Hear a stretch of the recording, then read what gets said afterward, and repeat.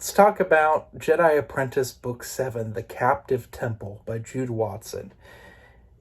After, once again, I have to spoil a little bit of what happened in the previous book, but Obi-Wan is suffering from the death of his friend Sarasi, and just how he thought he belonged to something, and it turns out he really belonged to the Jedi. But the Jedi aren't really keen on taking him back. In fact, Qui-Gon only went to get Obi-Wan because he felt inclined to.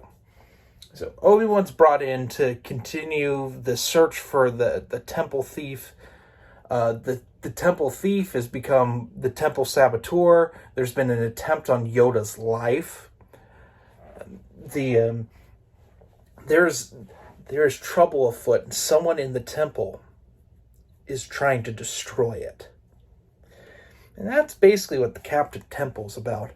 Honestly, it's a straight up intense book. I was shocked at how intense this book is, because it is probably the most page-turning of all these Jedi Apprentice books thus far.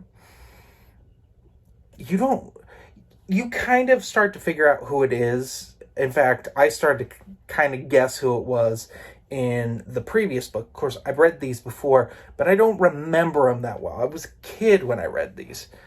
But a certain someone comes back that I'm not going to spoil who it is.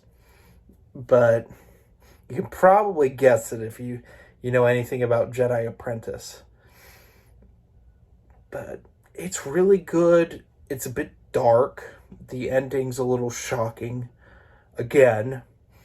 But honestly, possibly one of the best of this series and one of the best Star Wars YA books ever. Here's the thing with these Jedi Apprentice books.